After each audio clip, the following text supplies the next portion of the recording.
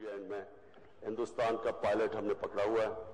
हम as a piece gesture हम उसको कल रिहा करने लगे हैं हिंदुस्तान के वास्ते। इमरान खान ने वहां की संसद में ये बयान देते हुए कहा कि हम पीस जेस्टर के तहत विंग कमांडर अभिनंदन को रिहा करने जा रहे हैं। पाकिस्तान ने ये बात बाकायदा कबूली भी है कि अभिनंदन उनके कब्जे में थे। आपको बता दें कि विंग कमांडर अभिनंदन को कल पाकिस्तान ने अपनी कैद में ले लिया था। अभिनंदन के बारे में कुछ घटना ऐसी बताई जाती है कि पहले जब उनका प्लेन क्रैश हुआ तो उनके प्लेन क्रैश होने के बाद कुछ वहां के पाकिस्तानी लोकल लोग उनके पास आ जाते हैं और इसके बाद अभिनंदन के पास एक पिस्टल थी जिसे वो हवा में फायर करते हैं। कुछ दूर भागने के बाद अभिनंदन ने एक तालाब पर छलांग लगा दी।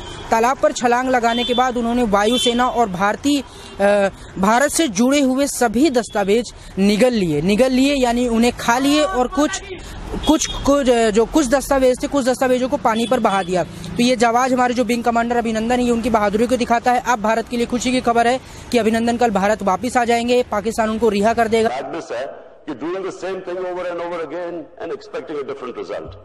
मैं ये समझता हूं कि हिंदुस्तान के अंदर इस वक्त एक डिबेट की जरूरत है। डिबेट की एक तो कश्मीर पर जरूरत है कि कश्मीर का आगे क्या, अगर इसी तरह चलता गया और मुझे डर ये है कि वहां रिएक्शन आएगा, रिएक्शन की वजह से इस तरह की कोई दहशतगर्दी होगी, उसके बाद क्या सारी वक्त पाकिस्तान के ऊपर उंगलियां उठेंगी और इसी तरह पाकिस्तान को एकदम कहा जाएगा कि एक्शन लो, सबूत भी दिए बगैर। एक और जो इसके अलावा बीच बीच में ये भी बात उठ रही थी कि जिनेवा संधि के तहत आप किसी भी वॉर प्रिजनर को अपने देश में नहीं रख सकते, उसके साथ आप बुरा ट्रीट नहीं कर सकते। जो भी पाकिस्तान के अनुसार उसने अभिनंदन को अभी कुछ बुरा ट्रीट नहीं किया है। हालांकि उनके इंडिया आने के बाद अभिनंदन क्या बताते हैं कि पाकिस्तान आर्मी ने उनके साथ क्या किया, तब जाके किसी बात की भी पुष्टि हो पाएगी। इमरान खान लगातार ये साफ संदेश देने की कोशिश कर रहे हैं कि हम युद्ध के फेवर में नहीं हैं, हम युद्ध नहीं चाहते हैं। कल भी उन्होंने एक वीडियो मैसेज रिलीज किया था और आज भी उन्होंने पाकिस्तान की संसद में बयान दिया कि हम पीस जेस्टर के तहत ऐसा कदम उठाने जा रहे हैं। लेकिन भारतीय सरकार का जो इस मामले में कदम है वो पूरी तरह से सख्त है। भारत के प्रधानमंत्री नरेंद्र मोदी, विदेश मंत्री सुषमा स्वराज किसी भी तरीके से पाकिस्तान से बात नहीं करना चाहते। जाहिर भी है क्योंकि पाकिस्तान पहले बात करता है और लगातार सीज फायर का उल्लंघन करता है। इसके बाद कुछ दिनों बाद उसके पाकिस्तान में पनाह पा रहे आतंकवादी भारत आ जाते हैं और वो पुलवामा जैसी घटना करते हैं। तो बार बार बातचीत करके कहीं न कहीं पाकिस्तान भारत के पीठ में छुरा भोगता है। इसलिए भारत इस बार किसी भी तरीके की बातचीत पाकिस्तान से नहीं करना चाहता। पाकिस्तान धीरे धीरे दुनिया के देशों में अलग थलग होने लग गया है और अब विंग कमांडर अभिनंदन का भारत वापस आ जाना कहीं ना कहीं भारत सरकार की और हर एक भारतीय की बहुत बड़ी जीत है। क्योंकि ऐसे में ये भी माना जा सकता है कि भारत का शौर्य और जज्बा देखकर पाकिस्तान ने उसके सामने घुटने टेक दिए हैं, सरेंडर कर दिए हैं। तो खुश हो जाइए, मस्त हो जाइए, मौज मनाइए क्योंकि हमारे जाबाज कमांडर अभिनंदन कल भारत वापस आ रहे हैं। पाकिस्तान ने ऑफिशियली अनाउंसमेंट कर दिया है कि विंग कमांडर अभिनंदन को भारत वापस लाया जाएगा। इसमें गलत सिग्नल्स ही मिलने चाहिए। पाकिस्तान वो मुल्क है जिसमें तारीख में जब हम पीछे देखते हैं तो दो बादशाह थे, एक तरफ बहादुर शाह जफर था, दूसरा टीपू सुल्तान था। बहादुर शाह जफर जब उसको फैसला करना था, एक तरफ गुलामी थी, दूसरी तरफ मौत थी, तो उसने गुलामी के लिए फैसला किया और बाकी जिंदगी गुलामी में गुजारी। दूसरी तरफ टीपू सुल्तान था। टीपू सुल्तान को भी ये फैसला, एक वक्त आ गया फैसला करने का, क्या आपने हाथ खड़े करके तो अंग्रेजों की गुलामी करनी है या आप एक आजाद इंसान की तरह आखिरी दम तक लड़ेंगे। इस मुल्क का हीरो टीपू सुल्तान है।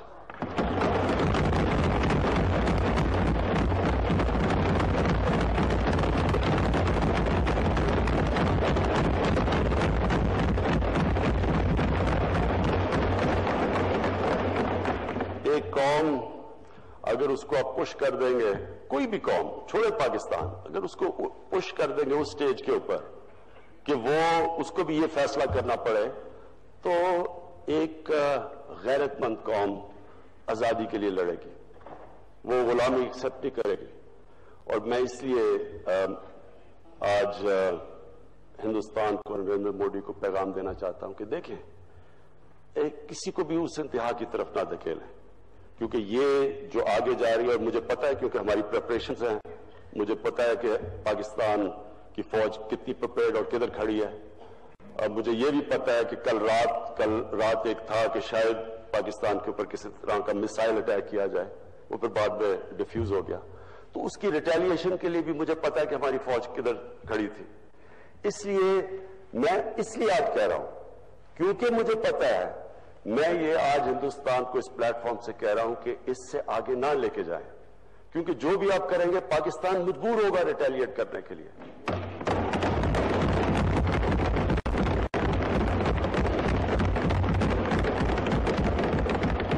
और फिर दो मुल्क जिनके पास वो हथियार हैं जो हम दोनों मुल्क के पास हैं, उनको सोचना भी नहीं चाहिए इस तरफ, क्योंकि आज तक कभी भी एक दफा हुआ है क्यूबन क्राइसिस, मिसाइल क्राइसिस, उसके अलावा कभी भी इस तरह का सिचुएशन नहीं आया।